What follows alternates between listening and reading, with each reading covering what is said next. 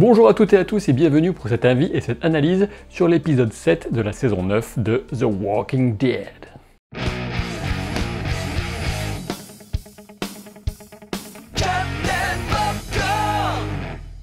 Et je commence par un avis d'ensemble. Cet épisode était plutôt visuellement abouti, assez agréable à regarder, notamment grâce à quelques scènes plutôt touchantes, plutôt bien pensées, souvent des scènes relativement intimistes.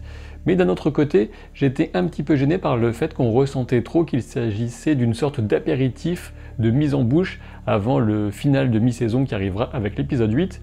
Et je le dis depuis longtemps de toute façon, mais cela ne fait que renforcer ma conviction que la série serait bien meilleure, bien plus rythmée, si elle avait des saisons de 10 épisodes environ plutôt que 16. On doit la réalisation de cet épisode à Michael Cudlitz, qui a interprété Abraham, et il a accompli un bon travail, aussi bien sur la lumière et la composition des plans, sachant qu'il a géré aussi bien des scènes larges et assez complexes que des moments plus intimes, de nuit comme en plein jour. Et dans une interview accordée à Entertainment Weekly, il a confié s'être beaucoup inspiré de quelques westerns pour les angles de certains plans. L'introduction avec cette Rosita aux abois était relativement intéressante, mais de mon point de vue, elle était aussi un peu frustrante.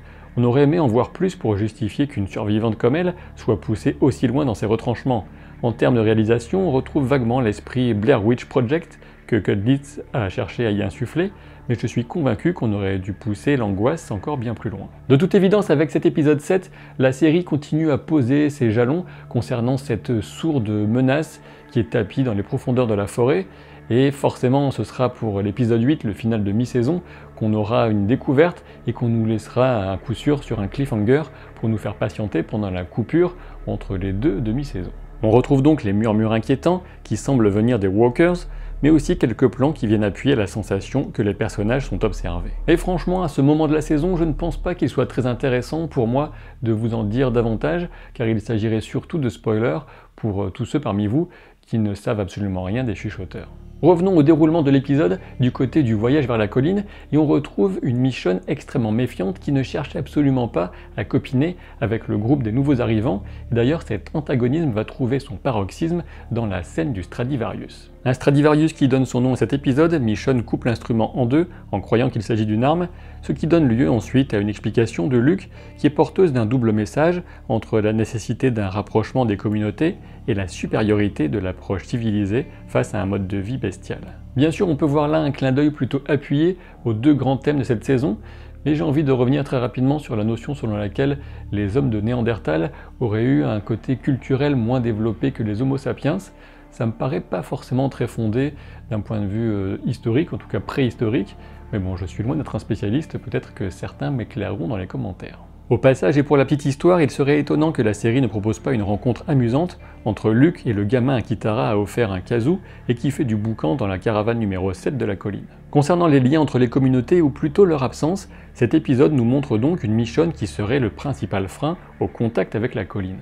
Et je me doute bien que certains s'empresseront de dire en commentaire combien ils détestent Michonne, mais je pense que nous n'avons pas tous les éléments à disposition pour véritablement la juger. En effet, Angela Kang, la showrunner, a précisé dans une interview accordée à Entertainment Weekly qu'il y a bel et bien eu un événement plus large que l'opposition entre Maggie et Michonne pour expliquer pourquoi Alexandria est devenue si isolationniste. Et il me semble très probable qu'un autre mystère, celui des fameuses cicatrices, soit lié à cette rupture des communications entre les deux communautés. En effet, même si on ignore toujours la signification des blessures en croix, on découvre aujourd'hui que Michonne et Daryl portent la même. Et apparemment, si on en croit Angela Kang, et a priori elle sait à peu près de quoi elle parle, puisque c'est un peu elle qui a décidé de cette saison, eh bien il faudra attendre la suite, la deuxième partie de la saison 9, pour en apprendre plus sur l'origine de ces cicatrices, mais l'hypothèse qui me semble la plus probable pour le moment, c'est que Daryl et Michonne auraient été marqués par le même groupe hostile. Et suite aux commentaires que certains d'entre vous avaient laissés au sujet d'une éventuelle greffe d'organes, c'était dans les commentaires sous la vidéo consacrée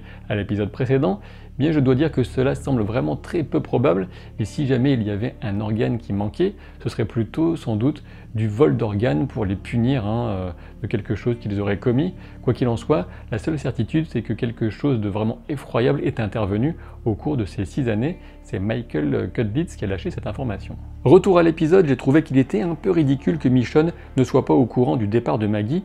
Cela l'a fait passer pour une idiote, d'autant plus que d'autres comme Siddiq sont au courant, sans doute du fait de communication qu'il aurait avec Enid qui l'a formé à la médecine. Et d'ailleurs à ce sujet, vous vous souvenez sans doute que dans mon analyse de l'épisode précédent, j'avais émis l'hypothèse que c'était peut-être Tara qui était devenue chef de la colline, puisque Michonne avait parlé de celle qui était aux commandes, mais en fait c'est tout simplement que Michonne n'était même pas au courant du départ de Maggie. Quoi qu'il en soit, Maggie est donc partie rejoindre Georgie, apparemment pour aider une nouvelle communauté. Évidemment, elle a emmené Herschel, son fils, avec elle. Pouf, voilà, elle a disparu comme ça, sans même un au revoir pour les téléspectateurs. De fait, et en toute logique, c'est donc Jésus qui est devenu chef, même s'il déteste le type de responsabilité quotidienne que cela implique. Et visuellement, la détresse de Jésus est bien rendue. Il est affalé sur un canapé, des tas de papiers en désordre face à lui, et il semble comme perdu dans l'espace étouffant de ce lieu symbolique de pouvoir. On remarque au passage que Jésus écoute alors un disque du groupe The Jesus on Mary Chain, ces fameux disques que Georgie échangeait à Maggie contre des plans, et on retrouve un fil conducteur autour de l'importance de l'art dans la reconstruction de la civilisation. Finalement, il ressort que c'est surtout Tara qui assure la gestion quotidienne et qui est au courant de tout, bien plus que Jésus qui a toujours été un aventurier dans l'âme. Et on comprend bien vite que Jésus quitte la colline dès qu'il en a l'occasion, il est épris de ses moments de liberté, et cela colle parfaitement avec ce que l'on sait du personnage depuis que la série l'a introduit. Il n'aime pas trop les responsabilités, les prises de tête, et on sait aussi qu'il était recruteur de communauté, ce qui fait un point commun de plus avec Aaron. Malgré tout, Jésus a toujours à cœur le développement non seulement de la colline, mais aussi des relations avec les autres communautés, et il accorde une grande importance à la foire qui doit prochainement se tenir. Dans le même ordre d'idée, on sait que les relations sont restées parfaitement cordiales avec le royaume et ses ressortissants. Par contre, au sujet de Oceanside, absolument aucun mot, c'est plutôt intriguant. On peut aussi se demander si Jésus ne serait pas en danger avec l'accent mis par Tara sur l'importance pour lui de rester au sein de la colline plutôt que de courir l'aventure. S'il lui arrivait quelque chose, il ne fait aucun doute pour moi que c'est elle qui reprendrait pour de bon les commandes. Si on réfléchit 2 secondes, la séquence de l'attaque surprise de Jésus par Aaron est totalement stupide, même si c'est plutôt amusant, je reconnais. Quoi qu'il en soit, dans cette relation amicale, j'apprécie justement le fait que les scénaristes ne se sentent pas obligés de les mettre en couple uniquement parce qu'ils sont les 2 seuls hommes homosexuels connus de la série. Sur une note totalement différente, la prothèse de métal que porte Aaron au bras gauche devrait sans doute lui permettre de casser quelques bouches dans de prochaines bastons. Passons maintenant à Carol, Henry et Daryl.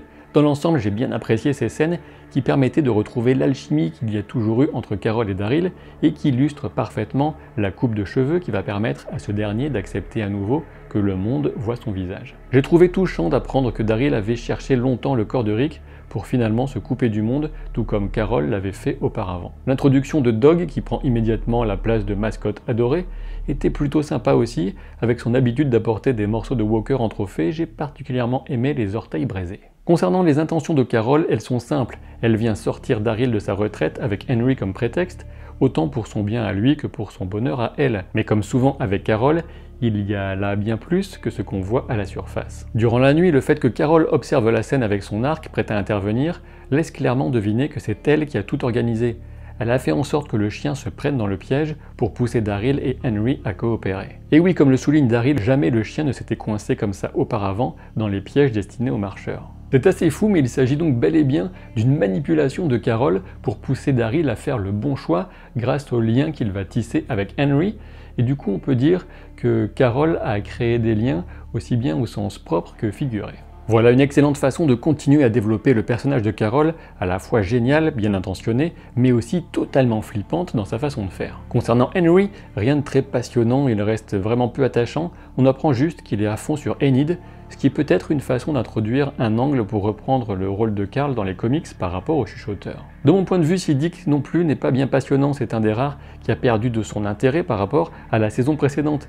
Il manque de relief et d'aspérité pour éveiller la curiosité ou l'attachement. Au passage, on remarquera que c'est Christopher Thomas Howell, un acteur assez connu, qu'on retrouve dans le rôle du messager de la colline qui parle avec Michonne, c'est assez étonnant. Et je termine avec le nouveau groupe, et si dans ma critique de l'épisode précédent, j'étais un peu dur avec eux, c'était plutôt avec la redite de toute la notion de confiance à accorder à de nouveaux arrivants, et pas vraiment envers le groupe lui-même. Même si je ne suis pas encore super investi dans ce groupe, il y a bien sûr des personnalités qui se détachent, et c'est surtout Luke qui sort le plus du lot selon moi. Magna reste dans le même registre de la rebelle combative un peu saoulante, et on découvre que Yumiko a sans doute une influence positive sur elle, d'autant qu'elle semble être en couple. La scène du combat dans le cimetière de voitures permet de bien mettre en avant leur complémentarité et leur efficacité, et l'introduction des lance-pierres est assez marrante et surtout bien filmée. Évidemment, c'est la scène de Bernie avec sa chemise improbable qui est cruciale dans cette scène.